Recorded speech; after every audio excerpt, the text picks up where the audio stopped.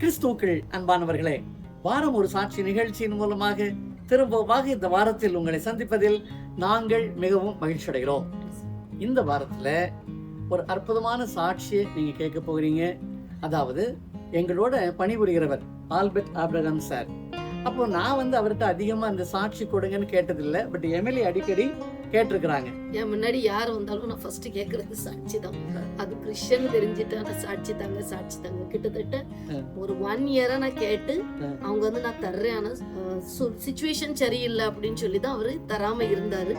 ஏன்னா அவங்க வீடு ரோட் ஃபேஸிங், ஸோ வண்டி சத்தம் ஃப்ரீக்வெண்டா இருக்கும். அப்போ அவங்க என்கிட்ட கடைசியில் சொன்னாங்க, நான் மே மந்த் உங்களுக்கு ரெக்கார்டு பண்ணி அனுப்புறேன் அப்படின்ட்டு. எப்படியோ அவங்க ரெக்கார்ட் பண்ணி எங்களுக்கு அனுப்பி தந்துட்டாங்க. அதாவது சார் என்ன செய்திருக்கிறாங்க, வீட்டில் அவங்களே ரெக்கார்ட் பண்ணி அழகா அந்த சாட்சிகளை அனுப்பியிருக்காங்க. நீங்க அந்த சாட்சிகளை தொடர்ந்து பார்க்க போகிறீங்க. கர்த்தர் உங்களை ஆசீர்வதிக்க போகிறார். இன்றைக்கு நம்மோடு சாட்சியை பகிர்ந்து கொள்கிறவர் சகோதரர் ஆல்பர்ட் ஆபிரகாம் அவர்கள். இவரது மனைவியின் பெயர் ஹில்டா கிரெட்டா. இவருக்கு 2 பிள்ளைகள், ஷான், பிரிட்டோ அண்ட் சாரா. இவர்கள் தமிழ்நாட்டில் கோயம்புத்தூர் மாவட்டத்தில் சவேரியார் பாளையம் என்ற இடத்தை சார்ந்தவர்கள். இங்கே மகாராஷ்டிராவில் பால்கர் மாவட்டத்தில் விரார் பகுதியில் குடும்பத்தோடு வசித்து வருகிறார்கள். எங்கே நாம் சாட்சியை கேட்கலாமா?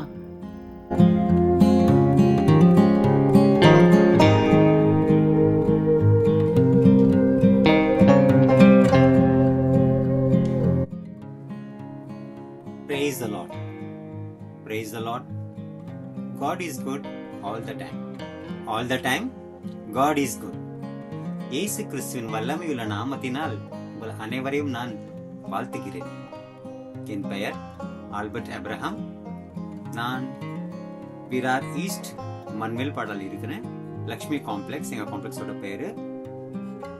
நான் ஒரு கத்தோலிக்க திருச்சபையை சார்ந்தவன். நாங்க செல்கின்ற சர்ச் ரெசரக்ஷன் சர்ச், உயிர்த்த ஆண்டவரின் சர்ச் அப்படி சொல்றோம். என்னுடைய சாட்சி என்னவென்றால், ஏசப்பா என்னைய சின்ன வயசுல இருந்து ரொம்ப அன்பு செஞ்சிருக்கிறார். சின்ன வயசு நான் அறியாம இருந்துட்டேன் அவருடைய அன்பை. ஆனா பெருசாக ஆக வளர வளர வாழ்க்கையில் அவர் செய்த ஒவ்வொரு அற்புதங்களையும் ஒவ்வொரு அதிசயங்களையும் நினைச்சு நினைச்சு நம் மனசுல ரொம்ப அழுகிறேன், ரொம்ப சந்தோஷமா படுறேன். ஏன்னா அவர் என்னைய அளவு கடந்த அன்பு செஞ்சிருக்கிறாரு. ஒரு சாட்சி என்ன என்றனா, இன்றைக்கு என்னுடைய வயசு 54. ஒரு 40 வருஷத்துக்கு முன்னாடி, 40-45 வருஷத்துக்கு முன்னாடி எனக்கு எங்க பெற்றோர்கள் சொன்னாங்க, நான் டிபி நோயால அவதிப்பட்டேன். அப்ப என்னைய பாம்பேல இருக்கிற ஒரு ஹாஸ்பிட்டல், பகவத்தின்னு சொன்னாங்க, சரியா ஞாபகம் இல்லை, அந்த ஹாஸ்பிட்டல்ல எனக்கு ட்ரீட்மெண்ட் கொடுத்தாங்க. உங்களுக்கே தெரியும், நாம் அனைவரும் அறிந்த விஷயம்.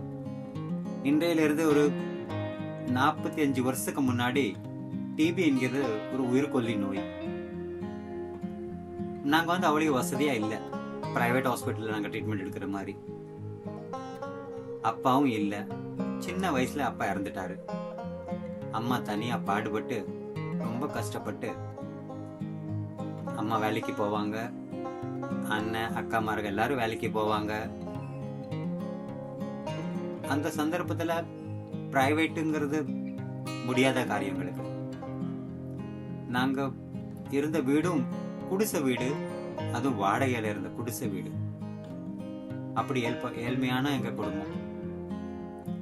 அப்ப என்ன ஆச்சுன்னா, எங்க அம்மா என்னைய பகவத்தில அட்மிட் பண்ணாங்க.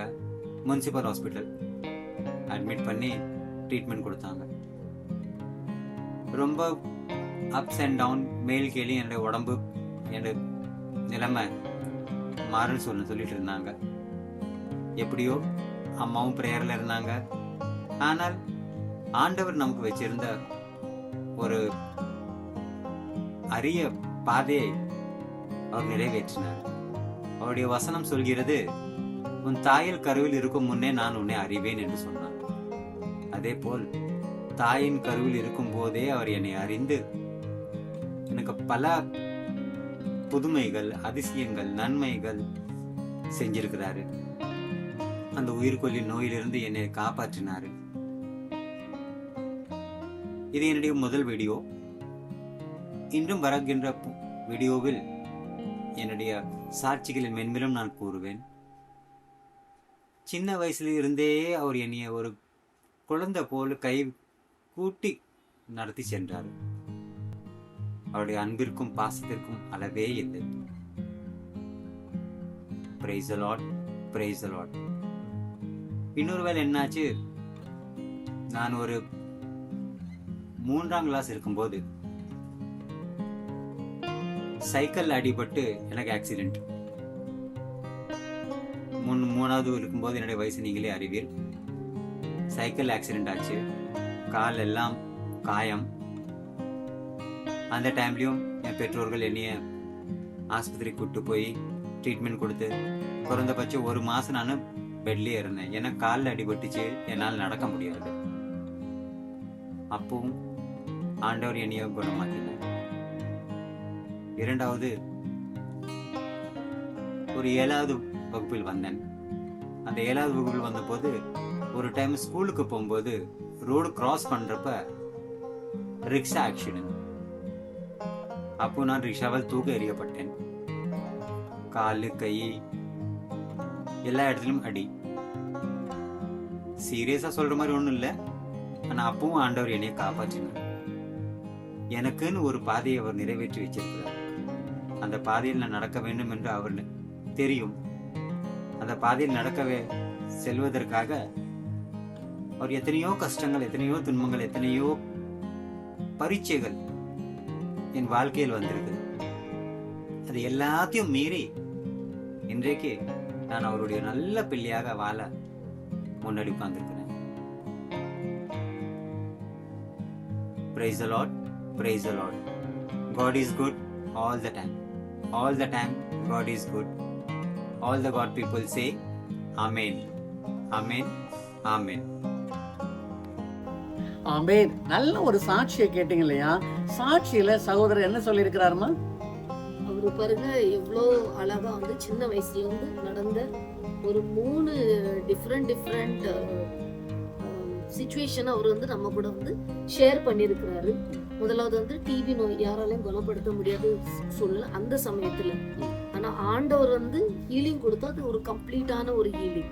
அவருக்கு இந்நாள் வரைக்கும் அந்த பிரச்சனை கிடையாது, திரும்ப வரவே இல்லை. அடுத்தால வந்து 2 வந்து ஆக்சிடென்ட்குள்ள டெஸ்டிவிட்டி தான் அவருக்கு கொடுத்தாரு. சரி. ஆனா அதுல இருந்தும் ஆண்டவர் வந்து அவருடைய பிலீஃப் கம்ப்ளீட்டா எப்படின்னா, என்ன வந்து தேர்ந்தெடுத்த ஆண்டவர் என்னை எப்படியும் வழி நடத்துவாரு, எனக்கு சுகம் கொடுத்து என்னை வழி நடத்துவார் அப்படிங்கிற ஒரு மிகப்பெரிய இது வந்து ஒரு பயங்கரமான ஒரு ஃபெய்த். சரி, எல்லாருக்கும் ஸ்ட்ராங் ஃபெய்த்னு சொல்லலாம். இப்போ எங்ககிட்ட பேசும்பொழுது கூட சொல்லுவாங்கல்ல, உள்ளொன்று வைத்து புறமொன்று கூறுவார் உறவு கலவாமை வேண்டும்.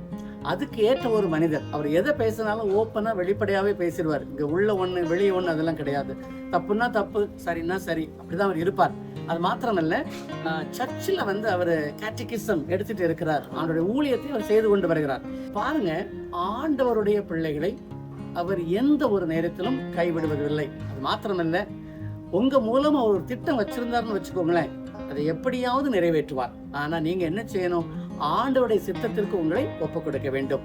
திரும்பவுமாக இன்றைக்கு நம்மோடு சாட்சியை பகிர்ந்து கொண்ட அன்பு சகோதரர் ஆல்பர்ட் ஆபிரகாம் அவர்களையும் அவர்களது குடும்பத்தையும் அவர்கள் செய்து வருகின்ற ஊழியத்தையும் பார்த்து கொண்டிருக்கின்ற உங்கள் யாவரையும் தேவன் ஆசீர்வதிக்கும்படியாக ஜெபிக்கிறேன். திரும்பவுமாக அடுத்த வாரத்தில் இன்னொரு புதிய சாட்சியோடு உங்களை சந்திக்கும் வரை கர்த்தர் தாமே உங்களை ஆசீர்வதித்து பாதுகாத்து வழிநடத்துவாராக. ஆமென்.